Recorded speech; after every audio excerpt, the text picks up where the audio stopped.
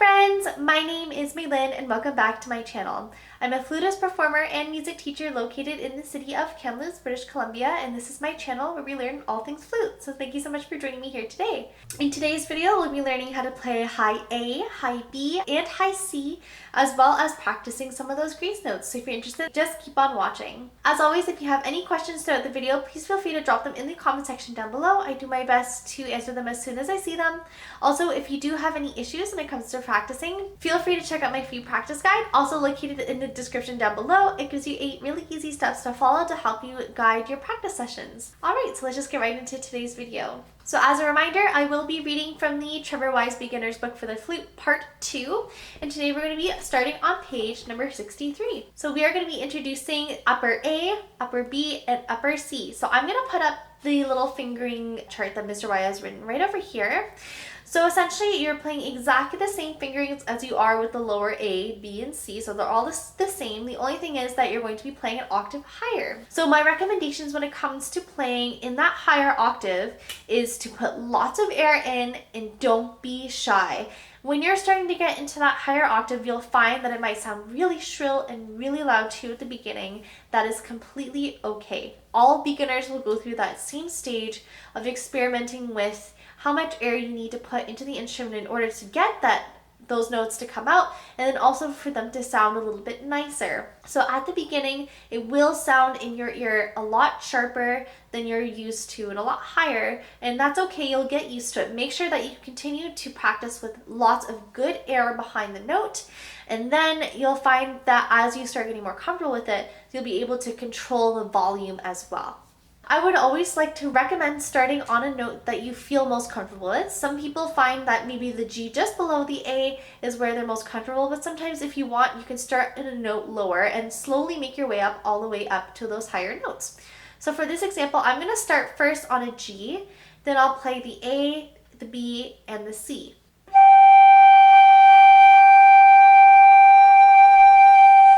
And then what you're going to want to do is slur all the way up from the G to that A in one breath. If you need to take multiple breaths, that's okay, but try just doing it in one breath. So you might not be able to hold it as long as me, or you might be able to hold it longer than me.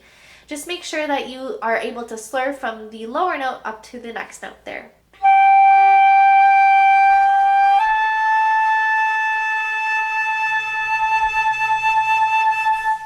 That was G to A. Now we'll do A to B.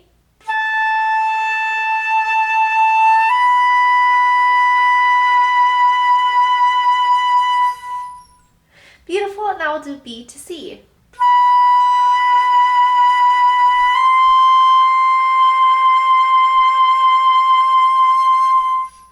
Wonderful.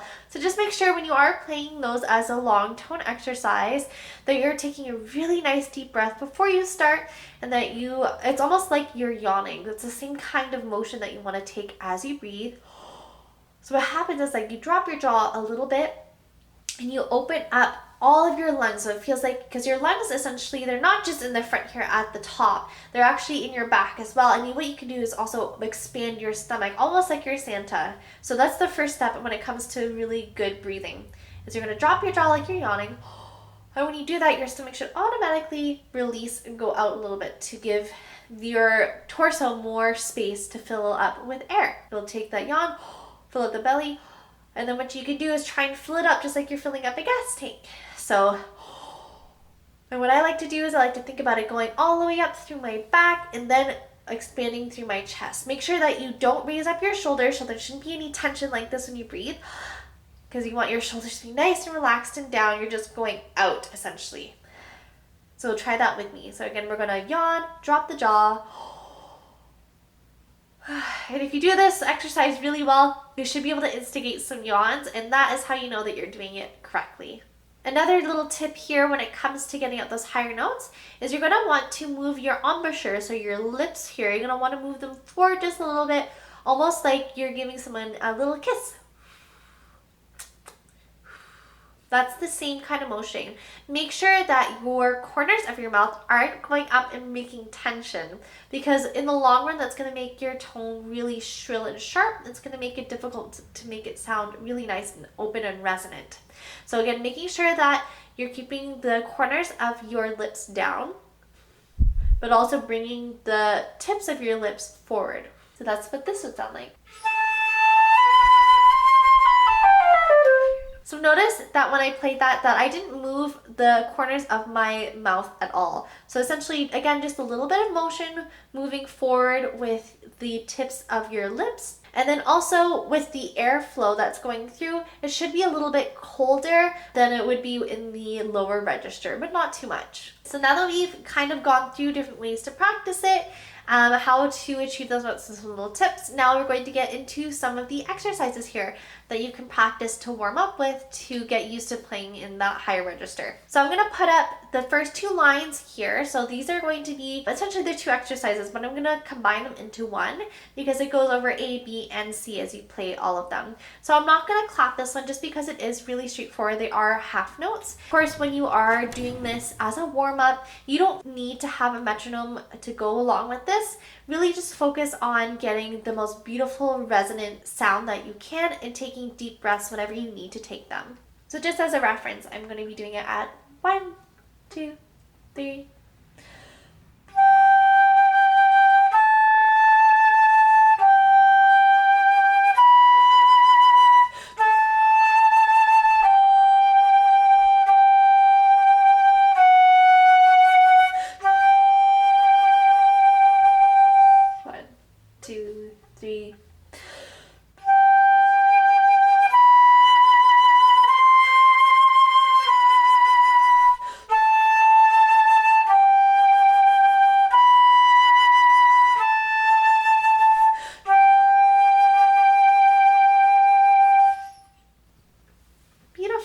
So definitely at the beginning, feel free to play it all at a beautiful, nice forte.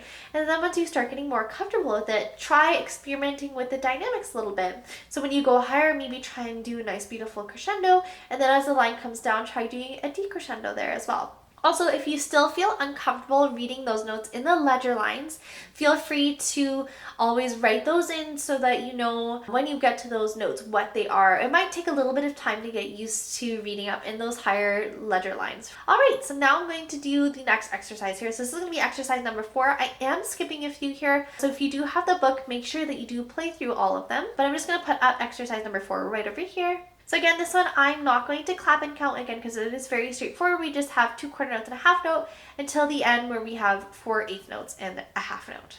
So this one I will play with a metronome just for your reference. And I'm going to play it at a quarter note equals 80. So this one, again, I would recommend that you do take the breaths where you see those little check marks. But if you feel like you need to take them a little more often than that, then feel free to do that. Make sure that you are taking very nice deep breaths, just like I explained earlier in the video here. 1, 2, 3.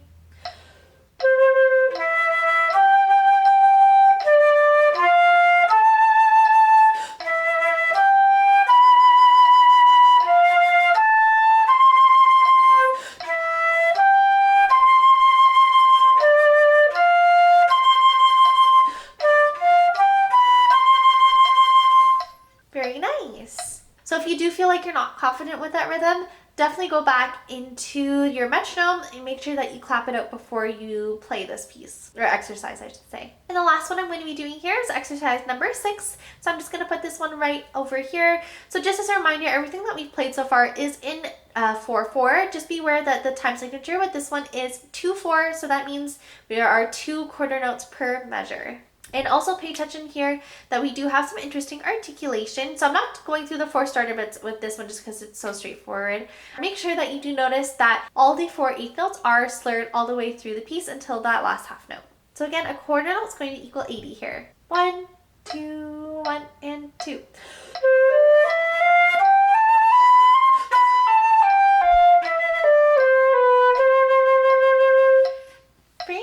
So again, if that one is too fast for you, go back into the playback settings and turn it down to a slower tempo.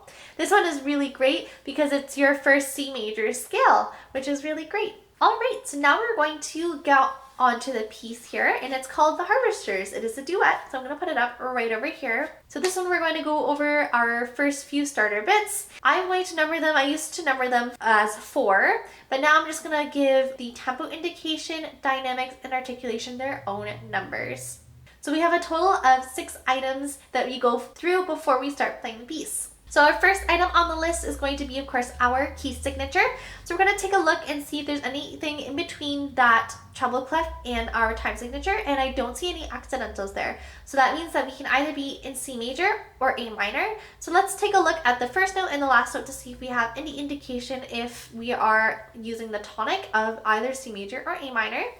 So if you look at the beginning, we do start on a G and an E. So both of those notes are actually part of the C major triad, the tonic triad, but we don't have that tonic note C. However, if we look at the end, which is not the end of the piece there, it is where the fine is, we do see a C in both parts. So again, that's a strong indication that we are playing in C major. Of course, we're going to look for that raised seventh of the minor key, just in case we might have any indication of that minor key in there. So A minor is the minor key, so we're going to go down one semitone, and that's G sharp. So we're going to see if any of those G's are sharp throughout the piece.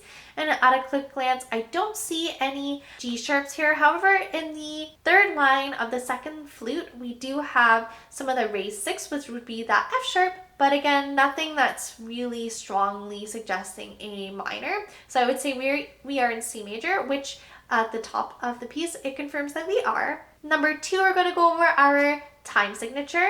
So here we see that C with a line through the middle. That means it's cut time. So cut time is 2/2. So the top number 2 tells us how many beats per measure we have. So we have 2 beats per measure. And the bottom number tells us the type of note that those beats are. A 2 represents a half note. So that means we have 2 half notes per measure. So again, this could be counted in 4/4. However, with 2/2 in cut time, the difference is that you have strong, weak on the beat. So beat 1 is strong, beat 2 is weak, beat 3 is strong, beat 4 is weak. However, if we were to read this in 4/4 time, it would be strong, weak, medium, weak. So that's the difference between 4/4 and 2/2. So the third thing we're going to be looking at is our tempo indication here. So we are playing at an allegro tempo, which means quickly. And as a reference, that can be anywhere between 110 and 132 beats per minute. So we will start on that slower side just for reference for the video. But of course, if you do want to go up and beyond and try to play this at a faster tempo, once you feel very comfortable with the piece, that's totally something that I would encourage. Number 4 is going to be our dynamics. So let's take a look and see what kind of dynamics we have. So we start at a mezzo forte at the very beginning. So do note that the dynamics are for both parts. So we start at a mezzo forte, we don't have anything written all the way up until that last bar of the first line, a decrescendo, and then we play a forte. So that means that you can experiment with the dynamics anywhere in between there, between that mezzo forte and the forte. Try and see what will make the piece more interesting to you. And then we don't have anything else written all the way up into the third line there, where we have a piano, which is softly. And then we don't have anything again till the decrescendo on the last bar of the third line. So again, throughout this piece, feel free to experiment with all of the dynamics. So if you want to put crescendos and decrescendos, feel free to write those in the piece wherever you want. Just make sure that you do take notice of where the dynamics are marked, so that when you do get to those points of the piece, that you do play them where they're written. Number 5, now we're going to go into our articulation. So we do have a lot of interesting articulation throughout the piece. So generally it is the same between the first and the second flute. However, make notice in the first full bar that on the G, we do have a tenuto in the first part, but in the second part, we have a staccato. So make sure that there is a difference there. And again, that kind of follows a pattern throughout the piece. So again, as a reminder, those dots are called staccatos. So that means they are detached, but not necessarily too short. So you want to make sure that there's a little bit of space in between each of those notes when you play them. The tenuto, which is the long line, means that you want to play the note for its full value, so not cutting it short at all. And just make a note that at the third line, we do have a change in the pattern of the articulation. So we've gotten rid of all the staccatos, and staccatos and the tenutos, I did say. And now we are just playing the notes normally with some slurs in there. So again, make a note of the difference between the first flute and the second flute there. And finally, number 6, we're going to be going over the roadmap. So this one is an interesting roadmap. So we do start at the beginning, and do note that we do see those 2 dots, which is the beginning of a repeat sign. So we're going to try and find and see where the ending of the other bracket of the repeat sign is. So we see that in the second line, last bar. So what you're going to do is you're going to play from the beginning to the second, that exact where that is, and then you're going to repeat all the way up to the beginning. Then you're going to play all the way to the end. Then we see a DC al fine. So DC represents da capo. So great way to remember, da capo is like a cap, like a hat on your head, which means you're going to go all the way up to the beginning because the top is like the top of your head. So you go all the way to the beginning, and then we go and we're going to play all the way up into that second line last bar where we see that fine there. And then also note that we do have a rallentando the last time. So when you do come back to that the third time, make sure that you slow down gradually at the very end. Great. And then also make sure that you do take note that we do have some grace notes that was introduced in video number 43. So we do have grace notes. It's primarily in the first part. We have it on the last bar of the first line, the second last bar of the second line, and the last bar of the third line. And then that also is the same in the second part, flute. All right, so let's go into the clapping count. So I would recommend that when it comes to the grace notes, when you're first reading through the piece, that you ignore them and just kind of make sure that you understand the bass rhythm as I recommended in the previous video. And then once you're comfortable with that, add the grace notes to them. So make sure that you always put them on the beat. So when I say on the beat, you don't want to play them like if you're counting along with the metronome, you don't want to play the grace notes too early. So you want to place them right as the beat comes down so that the E, if you're looking at the last bar of the first line, is actually going to be a little bit shorter than you think. So you have those little extra notes to add in there. So first I'm going to clap and count it without the grace notes, and then I will play it with the flute with the grace notes in there. It's a little bit tricky to count when you're clapping them because they're so fast. But it's a little bit easier when you're playing it on the flute. So I'm going to be clapping these at a slower tempo. So I'm going to do half the tempo that I would want to play it the final tempo. So I'm going to be doing it at a quarter note equals 55. So just make sure that you are counting it properly. And we'll start with the first flute here, and then we will go on to the second flute as well. I'm not going to clap the repeats. I'm just going to do it all the way through, but I will do it on the flute.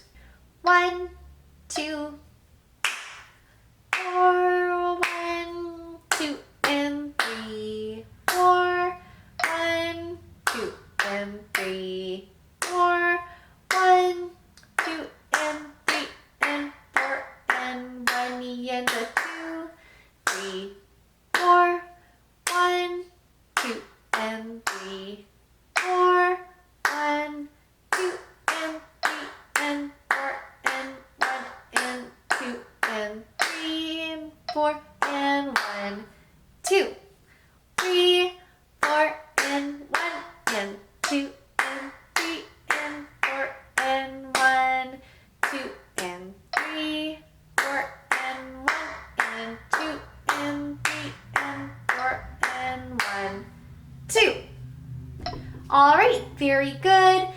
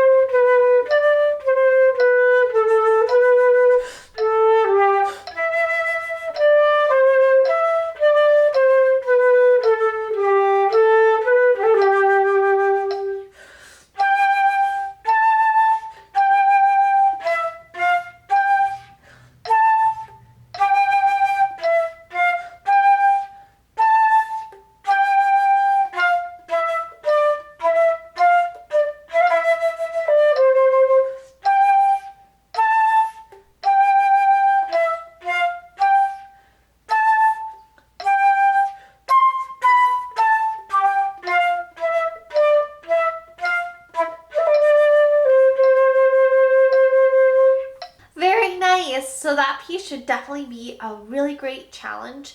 Feel free, if you feel like this is still a little bit too fast, to go back and play it at a slower tempo to start, making sure that you can play it at a tempo where you're not making mistakes, and then slowly bump up the metronome every single day. So now we'll do a quick clapping count of the second part.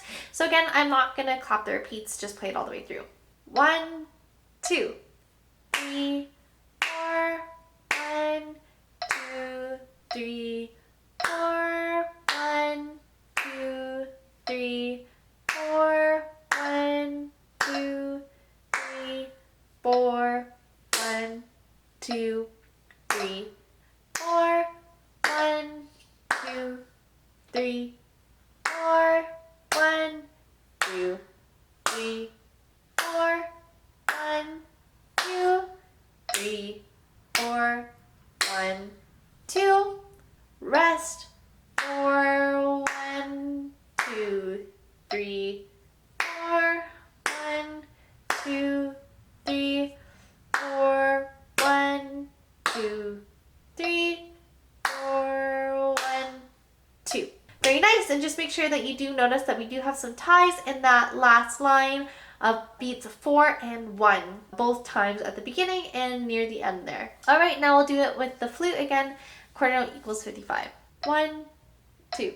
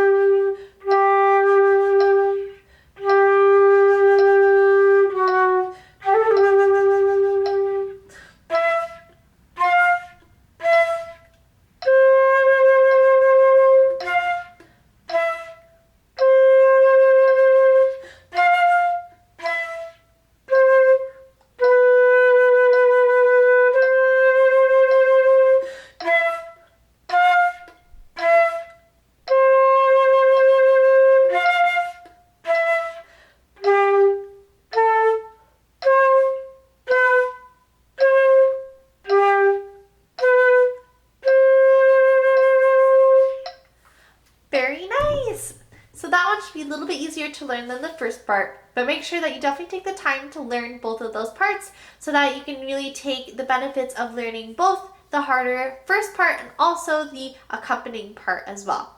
All right, so now I'm going to play it at the slowest final tempo that we can do it here. So I'm gonna just have the metronome continue to play the quarter note for you, just so it's a little bit easier to count. But generally afterwards, you would definitely want to set it at the tempo where you can feel like you can count the half notes only. So I'm gonna be playing this at a quarter note equals 110. But if you want to play it at the exact same tempo, feeling the half note, then you're just gonna cut that in half so that a half note equals 55. All right, so I'm gonna play the first flute and then the second flute with all the repeats, of course. 1, 2, 3, 4, 1, 2.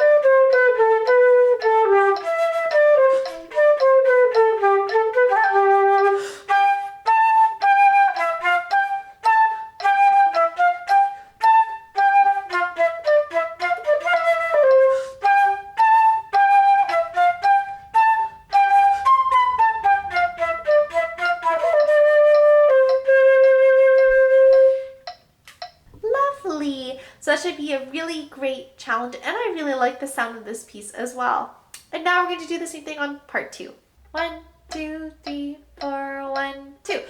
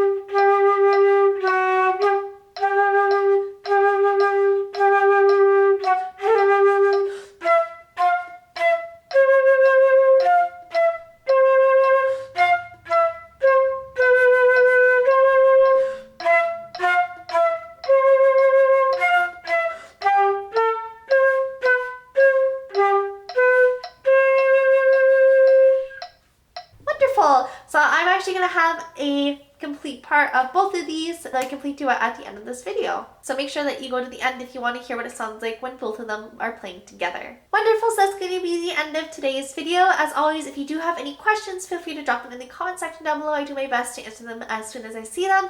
And of course, if you are having issues when it comes to practicing, feel free to check out my free practice guide, also located in that description. As always, thank you so much for joining me here today and spending some time with me. I really appreciate all that you do for being here and watching me, and I hope that you have a wonderful rest of your day. And as always, happy fluting!